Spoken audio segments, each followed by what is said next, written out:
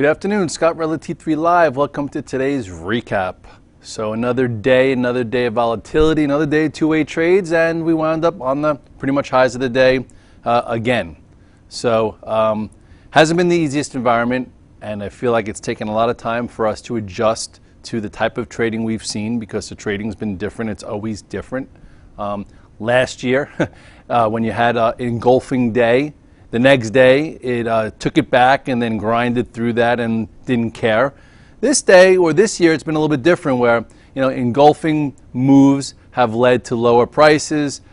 Days to take notice has given us indications to take risk down. I know a few weeks ago, if you bought a stock in the hole and then it rallied and you didn't take the trade and you added to it, it then went negative and went against you and you lost money. So when you see different types of environments and different types of tapes, it takes time. So over the last, I'd say 6, 7, 8 days, I've been trying to keep it simple, keep it small, taking trades. I've been very tactical. A month ago or so, I might have been in 14, 15 positions or 6 or 7. And recently, every day I'm coming in flat, trying to make money, trying to day trade, and trying to be very well planned out and keep my stress level down. And it's been working. Guys on the VTF, I think, are having some success playing the ranges and then trying to take a little bit more. And when there's time to take more, we'll take more. And really, these red dog reversal type trades have really been efficient because it feels like we have a lot of these fake out type moves where you trade through a prior pivot, it squeezes above, and then all of a sudden, if it fails, you get to then sell into the squeeze, get short versus that high, it goes below the level, and you take it however long you want to go to the downside, and then if it doesn't on the downside, you get to do it again. So P.S., we closed on our highs.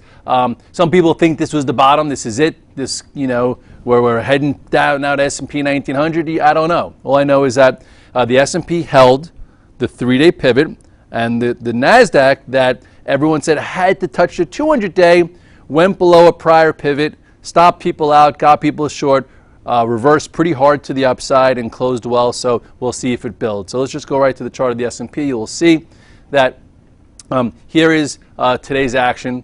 We wound up closing right on the highs of the day.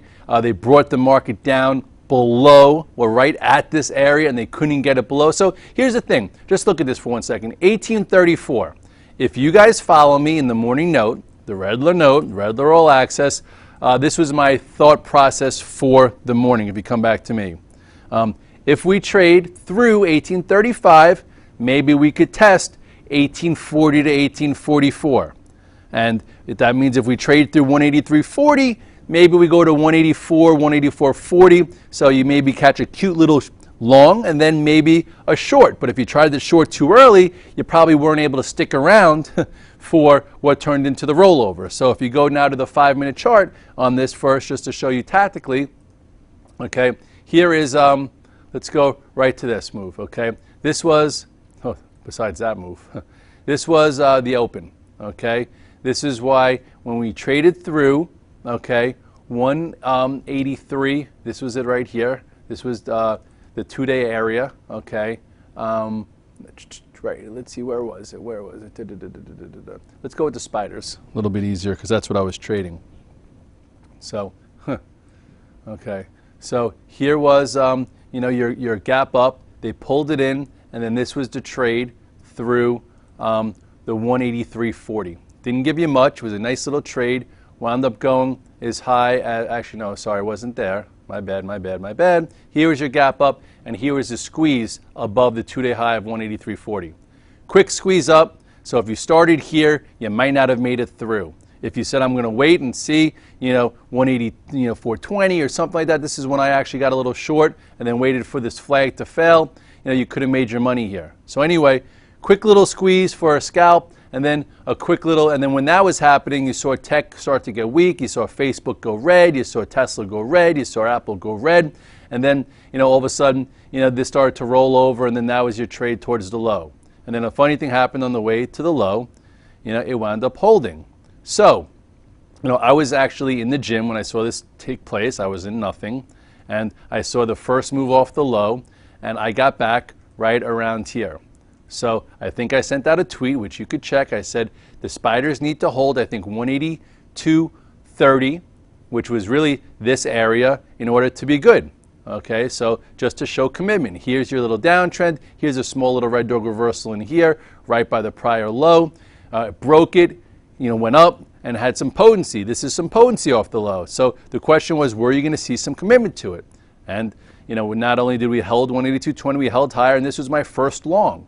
I got long after making my money short this morning. I said, I'm going to see if I can go long. Plus, you saw a pretty big move in tech. So maybe tier 1, tier 2, back to tier 1, another nice little flag, maybe tier 1 back to tier 2, and then here's your move into the close. So that's how you ride a trend. Okay, you want to see a quick move up. You could have missed this. I missed this move. Okay, and then you saw commitment to it. You didn't say, oh my goodness, I'm not trading this. The market's horrendous. I'm not going to be involved because I missed this part.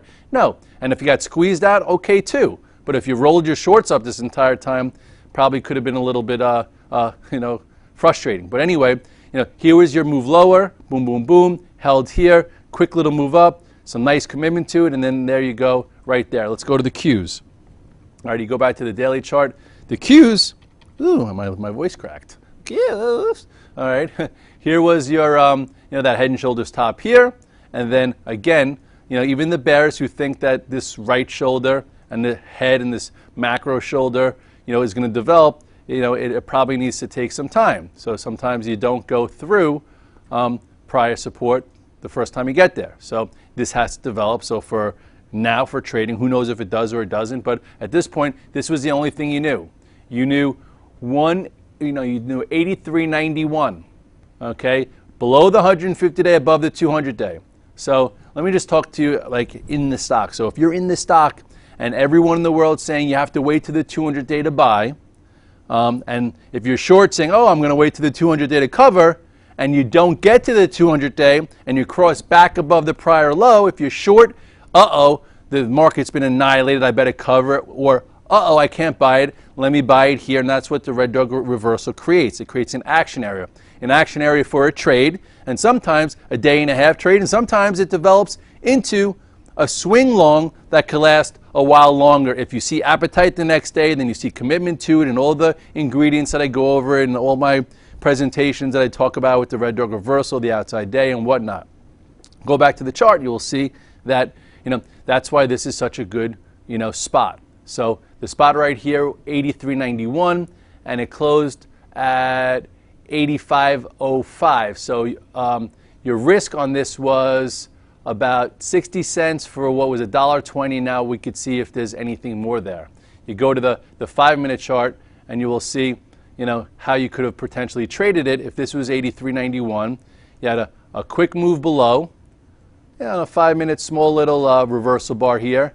Then here too you had a quick move. So if you wanted to draw maybe a downtrend, something like this, or descending channel, you had a quick move above it. It went sideways. Did it fall? Did it falter? Did it fail? No. It went up, went sideways. So if you missed this because you weren't ready for it, this was your entry to cover and maybe get a little bit long, and then it worked its way up for a nice day trade. And if you have the risk tolerance, maybe it took a little bit overnight. And we'll see what Intel and Yahoo did a little bit later. So that's the thought process on navigating these things. So with that said, if tech rallied back, what would be some of the things that got really beaten up that might be able to rally? Some of the internet names. Twitter was the strongest stock out there today, early, so relative strength. You could have went to this one, and this is the first time in a long time. I'm not exactly sure what it means, if this is the bottom and blah, blah, blah. But you go to, hold on, let's go to volume and see if there was volume, which I think there was nice volume because we were talking about it today. Nice volume. Big day. I got in a little late. I think I bought it somewhere around 44-ish and wound up giving you a nice move. But people on the VTF saw me start to buy. If Twitter bottomed, maybe LinkedIn's worth a look. LinkedIn has been getting crushed from 260 all the way down to here into some big support. So I'm like, let me give LinkedIn a try. And what happened here, you had a little red dog reversal, came back through here, held the prior low, closed strong. Maybe you get a day and a half trade here. It was a good day trade if you bought it somewhere around here or when it went green. And now the question is, do you get some follow through? Facebook gave you a 2-way trade. You had this head and shoulders top that came into the 150-day, quick move up, retested, and it closed relatively well. Not the best, but closed okay. So now the question is, maybe if you went long today, perhaps there's another trade if it gets above here, if the market wants to go and then it tests this upper area. Apple broke that 516, 517. The target was 508. And where did it get down to? Went down to 511, not quite there. Still not great, but I think the more calculated play was short, and I think that's what people on my desk were doing when it crossed it below 516-ish, and now it closed back here, so now it probably just needs time again. We shall see. It's still really hard to trade that thing. But today, I know I tried to short it yesterday and lost, and today I didn't go to it, and today most people made their money in the short side there. Tesla also just shows how, bad I am at shorting. Yesterday I was short Tesla. On the chat I'm like, this thing looks like it at least to go to 185. And I think I shorted 202. I added 198. I covered 196. It was a good short for me. I'm not very comfortable being short, so I didn't do it today. And today people were like, oh, look how it's below 200. I think it gets to your 185 target. You go to Tesla. I didn't touch it today, and Tesla wound up going as low as 184.22. I definitely left money on the table there, but the reason why I had that target, because this was the gap, this was the prior breakout, and now it's back in here, so the question is kind of bounce a little bit more. So two-way trade there. This one didn't show the relative strength today, but I think that it was a more calculated short, and hopefully you covered into here. I think I tweeted when it was at 185. I'm like Tesla's at the target of 185. I didn't. If you want to cover some, and look where it is, 193. Maybe I should have bought right there. That would have been a nice $8 trade. It happens. The IBBs still dancing around the 200-day. Another move to the downside, another tail. Okay, it looks like it's trying to develop a pivot here. Some people went long this overnight. I think this is the riskier one. I don't need to be in the riskiest things, but the best thing I guess would be open up a little bit. If it were to trade back above, this 219, 220, maybe that gets going to test some of these moving averages. Some people said to me, why don't I go with BIIB or Celgene or this or that? I'm like, I'd rather see you just go with that ETF. It'll move enough for you. You don't need to be in those individual names because something could happen somewhere, and I'd rather see you not in an accident waiting to happen, because it's still unproven that today was a tradable low. It's still a holiday. They're still pushing things around. The volume's still not great. There's a lot of volatility. You have lots going on in the Ukraine. So, yeah, is today warranting taking a little bit of risk overnight? Yeah. And then on the close, I actually, because I think I had 4 or 5 longs, I shorted some spiders just in case. And I know last year when I had multiple positions that hurt me, but it is what it is. Bank of America comes out with earnings tomorrow morning. I did, just for a small trade, because Bank of America has been so good to me, I did go a little bit long the options into the close because I don't take stock. But from 18 down to here, if it's any good, maybe we see a move to here tomorrow, and then that could give you a double on the options that we took. I did the Friday 16s. You'll see that on the disclosure. It was only 15 cents worth of premium. If the report is bad and it comes back down to here, I think I'll try and place myself long into the stock. Considering that I think this is where my exit was, so I'm trying to maneuver. We'll see what happens. Cores or some other stocks kind of look decent also. Just to kind of get away from tech, I'm like, what else could have a little bit of a move? And this did close okay, and it held a decent amount of the gap. It's above the 150 and the 200 days, so showing some relative strength. If we're going to continue, maybe that's something to go with. Casinos were a little bit weaker, so they did reverse, but they weren't the first, so that wouldn't have been a choice to really go with. So with that being said, it hasn't been the easiest environment. Some of you that got out of the way of the high beta biotech Russell debacle, good job. If you didn't make money, short it the way you think you should have, maybe next time. Is this the bottom? I don't know, but is there a tradable red dog pivot reversal? Yes, and we do it when this happens, so might as well go with it today. There was some spots of relative strength. There were two-way trades. We know our pivots, and you keep doing this every day, and you keep putting money together. Then all of a sudden, when there's a little bit more clarity, you swing the bat a little bit further, and you make a little bit more money. Sprung's been away. Hopefully, I've been helping navigating the vessel. I've been trying to do what I can on the VTF, even keel, discipline, so I could communicate well.